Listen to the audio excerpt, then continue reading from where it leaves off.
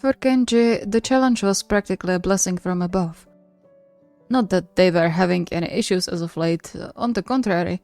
Aone was as attentive as ever, and Kenji couldn't possibly complain about anything. But despite Aone's reassuring that there was no need for him to return all the affection he gave to him in any other way than he did so far, which Kenji wasn't even aware he was doing, he still felt a bit bad for leaving all the affectionate loving gestures to Aone. So now seemed to be the perfect opportunity to try something new. But what exactly? I mean, he is happy most of the time when he's at home, but not to the point of smiling. Might be harder than I thought. He startled when a large hand fell on his shoulder and swiftly turned around, his heart jumping into his throat, but then let out a relieved breath when he recognized Aone standing behind him.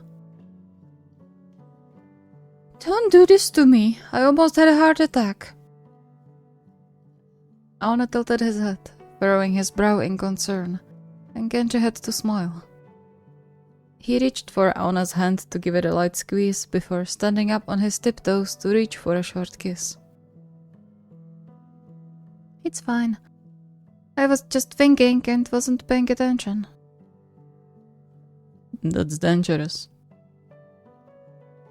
Kenji made a grimace and narrowed his eyes at his fiancée, lightly stabbing his finger into his chest. "What do you mean dangerous? I'm perfectly capable of thinking, mind you. Don't you dare to make fun of me." As if it wasn't enough that stupid Kamasaki was doing that all the time. But to his surprise, Aone shook his head and took hold of his hand. The reminder of just how much bigger his hands were compared to Kenji's, sending light jolts through his skin. "That's not what I meant. You could get injured or hurt when you don't pay attention." Kenji stared at him, unable to form a coherent thought for a split second. For someone as talkative as him, Aone's expressions of affection and worry about his well-being never ceased to render him speechless, and this time was no exception.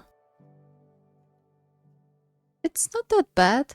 There isn't much that could happen to me when we are still around the offices." "You never know who can be around, and the road is right there." Kenji shivered, both reminders of his past meetings with danger making his skin crawl and drowning his mind in memories he would rather forget. The distress had to be visible on his face as Aone immediately wrapped his arms around him and pulled him under his chin, the quiet hums resonating through his chest, grounding Kenji back into the present. Chasing the safety the hug always brought, Kenji snuggled deeper into the embrace, enjoying the moment of peace to the fullest.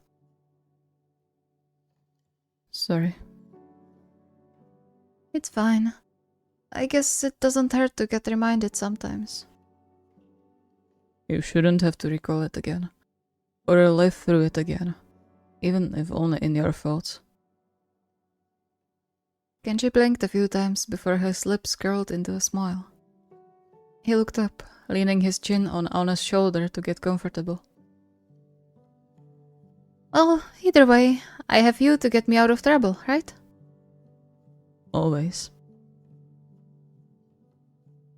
"Well, that's great. Just great." He flopped down on the couch with a huff and crossed his arms over his chest, throwing eye daggers at the TV screen. "What is?" Grumbling under his breath, he pointed at the TV. "They cancelled that show I was watching, can you believe it? They leave so much crap there, but once I find a good show, they cancel it? Unbelievable!" He heard a quiet snort and turned around, both surprised and offended at the same time. "Are you laughing at my misery? Really?" "I wouldn't dream of it." "Fine, be like this. I'm not giving you any cuddles for this, just to be clear." Aona rolled his eyes and dropped the towel he was using to dry his hair over the chair before settling next to Kenji, who suddenly found a very interesting pattern on the carpet and definitely didn't have to hold back from actually drooling over Aona's leg muscles, now clearly visible under the only loosely bound bathrobe. Are you sure? I wonder who it was that said he can't sleep without me and that he gets cold without being hugged. Kenji huffed, heat prickling in his cheeks. I could manage. He squealed when strong arms captured his waist and pulled him back, caging him in the warm embrace with his back pressed against Aona's broad chest. Shivers ran down his spine when Aona spoke, the deep rumble of his voice doing things to his heart. Of course. But why hold back? Kenji huffed half-heartedly, feeling his cheeks burning. Yet he had no will to fight against it and relaxed into Aona's arms, all but melting into the warmth radiating from him. It was the moments like this that made every struggle worth it.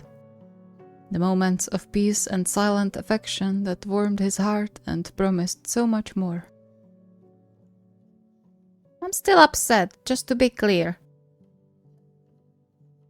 The vibrations of the familiar deep laughter that bubbled in Aona's chest tingled on his skin, effectively making him lose his mind completely.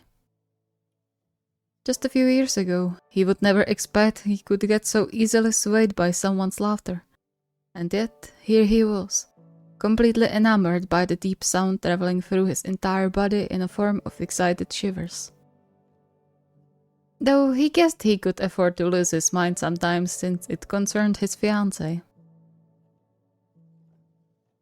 Let's find something else for you to watch. Fine, but give me some drama. I need something to laugh at. A warm puff of air which he knew was a smile made goosebumps appear on his forearms. As you wish.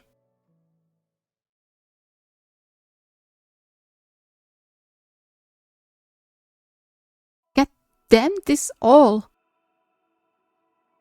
Throwing the phone beside him on the couch, Konoha growled quietly and rubbed his face, trying to get the tiredness out of his eyes. He had no idea why he was so exhausted that day, but even just thinking seemed to be too difficult to do. And yet he signed himself up for another challenge that most probably required him doing something. Why am I doing this to myself? Doing what? Konoha startled and whipped around, his heart jumping into his throat when Washio's deep voice sounded from behind his back. Don't do this to me, you know I'm easily scared. How can you even move so quietly with your body mass? Washio shrugged before leaning over the back of the couch to press a short kiss to Konoha's temple. The gesture rushed heat into Konoha's cheeks and short-circuited his brain for a few seconds. Since the last challenge, Washio kept his word and tried to show as much affection as possible, even doing things he never did before, like temple kisses. It was a bit shock for Konoha at the beginning, the sudden displays of affection when he was used to searching for them in between the lines, making his heart stutter and face redden. Not that he complained, of course. He knew no better feeling than to be engulfed by Washio's strong arms or feel his hands and lips gently caressing his skin. It scratched an itch he didn't really recognize before, and he never felt more loved than in those moments of tender love showing. But this was a different situation. This time, it was up to him to do something nice for Washio to return all the affection he got now, and to get a smile out of him. Which, knowing how expressionless his boyfriend could be, even though it rarely meant there weren't any emotions swirling underneath the stone mask, could prove quite difficult. Especially since he had no idea what Washio would like in exchange for making him feel a bit more secure again. You are spacing out. Oh, sorry. I was thinking. A tiny crease appeared on Washio's forehead as his brows knitted together ever so slightly. Still no good? What? Oh, no, it's not that. I'm not overthinking anything, I promise. Washio's eyebrows furrowed even more. Akiri, you have to tell me if something isn't right. I can't make it better if you don't. But it's not like that, really. I'm fine. I was fine even before, just a bit overdramatic, that's all. Washio sighed softly and reached for Konoha's hand before settling on the couch next to him and giving his hand a light squeeze. You weren't overdramatic. You were hurting. It's different. He gently cupped Konoha's cheek, the touch of his calloused palm and thumb caressing his cheekbone, sending jolts through his skin. I don't want you to be afraid to tell me when you aren't feeling well, both physically or emotionally. I'm still working on it, I know. I promise I will get better. Konoha bit on his lip to hide the fact it started quivering with the gentle words. He closed his eyes and leaned into the touch before slumping his head against his boyfriend's chest, a strange mix of guilt for making Washio worried and warmth from the softest scare swirling in his head. Aren't you getting annoyed when I'm being so difficult? You know, since you have your own way of doing things, and I'm forcing you to change it just because of my stupid insecurity. Washio clicked his tongue and patted Konoha's hair with all the tenderness in the world, effectively turning him into a puddle of goo. I will change anything if it chases your doubts away. But...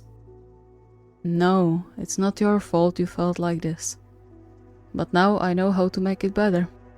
That's progress. Konoha stayed still for a while before relaxing completely into Washio's embrace, clenching the front of his hoodie in his fists. Now he definitely had to come up with something amazing to make his boyfriend smile.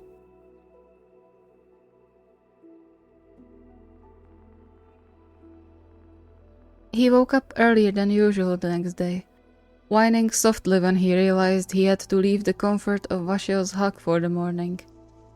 But this was more important than staying in bed the whole morning. He had a mission ahead of him. Carefully, he unraveled himself from the tangle of arms and sheets, the tapping of his bare feet giving out a quiet echo as he headed to the kitchen. It took him a long time to come up with an idea that could work. It was silly, but he was already getting a little desperate. And besides, even if he didn't get a smile, at least he could make Washio happy inwardly by making his favorite food, right?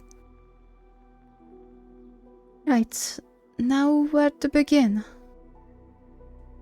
He stared at a piece of fish in front of him, unsure of what exactly to do with it.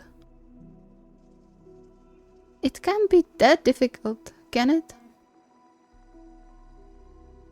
He checked the recipe for instructions, worry starting to settle in his chest. It was no secret he couldn't cook for crab. It was one of his traits that really annoyed him and made him feel even worse about his role in their relationship since, while he was also playing for their municipal team, Washio was the one who was a pro athlete. And yet he couldn't even have a homemade dinner prepared for him when he came back after a match or a difficult practice. What kind of partner even was he if he couldn't take care of his boyfriend? He leaned on the counter, clenching his jaw in a vain attempt to settle down his emotions. Surely things weren't that bad. He could still learn. He just had to put more effort into it. But probably not today. Instead of putting their kitchen at risk of burning down, He packed the fish back into the paper with a deep sigh and returned it in the fridge before reaching into the cupboard for a bowl. Moving almost robotically, he filled it with yogurt and pieces of fruits he found around the house, adding a few drops of honey for the good measure. It wasn't necessarily an athlete-worthy breakfast, but if there was a time to take advantage of Washio's lack of lactose intolerance, it was now. Just as he was putting some finishing touches to make the bowl look at least presentable, a light knock behind him startled him. Sorry, I was trying not to scare you. Konoha let out a shaky breath and turned around, hiding the bowl behind his back. It's fine. I should be paying more attention. He hummed quietly when Washio wrapped his arms around his waist and pulled him to his chest, his heartbeat speeding up. You are awake early. Yeah, I thought I could make you breakfast. Upon seeing Washio tilting his head, he bit his lip and pushed the bowl from its hiding place for Washio to see before looking away again. I know it's not much, but it's the only thing I can't burn. For a moment, nothing moved. Konoha was already starting to panic when a warm gust of air ghosted over his skin. He blinked in surprise when a large hand caressed his cheek and hesitantly looked up, his heart skipping a beat when he found Washio's lips curled up in the softest smile imaginable and his eyes almost glinting with fondness. Thank you, dear. Konoha's throat tightened. He laid his forehead against Washio's shoulder, shivering slightly when Washio's arms wrapped around him like the warmest blanket. Let's make something for you two, then we can eat together. Konoha sniffed, his head feeling light and stuffed at the same time. Yeah, let's.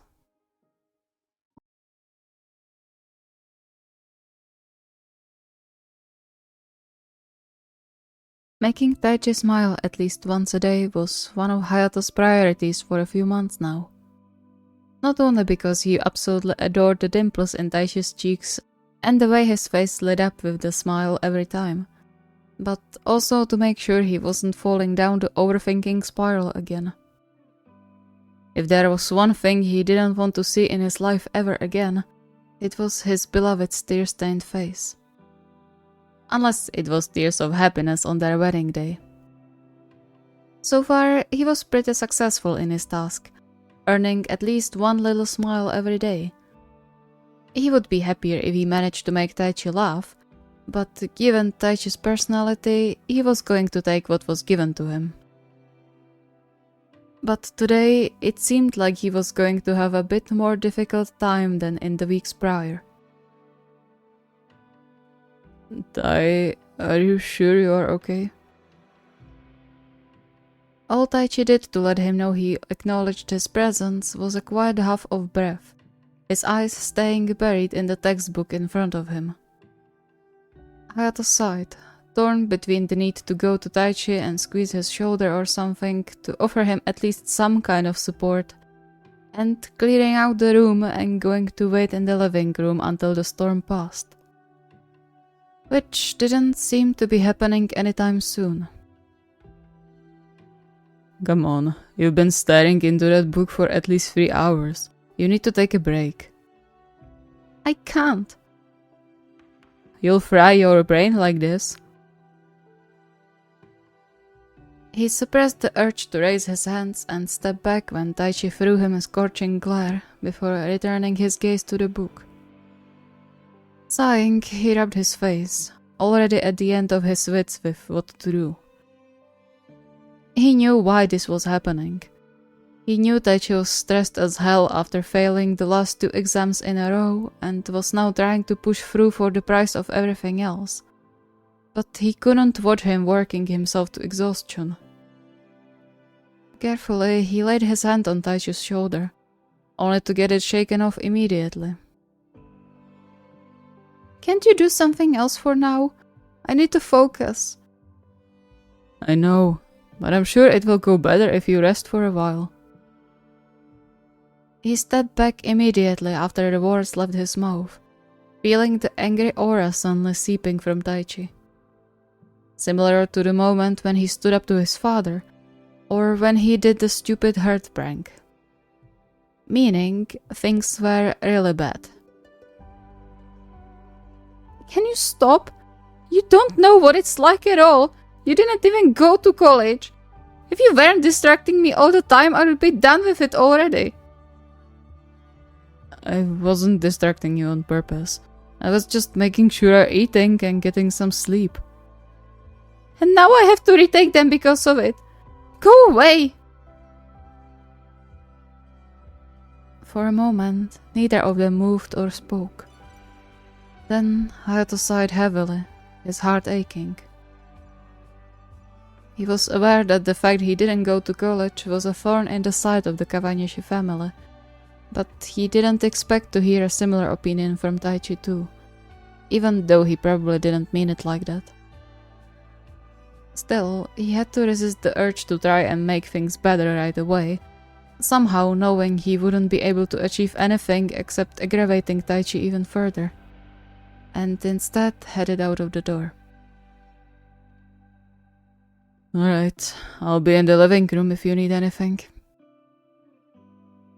He closed the door behind him as silently as he could, furrowing his brow when a faint call of his name reached his ears. He waited for a second or two, but the flat stayed silent. Perhaps a bit too silent for his liking.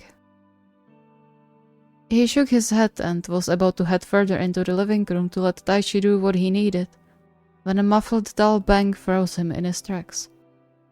Without thinking, he rushed back to the door, his pulse speeding up in panic.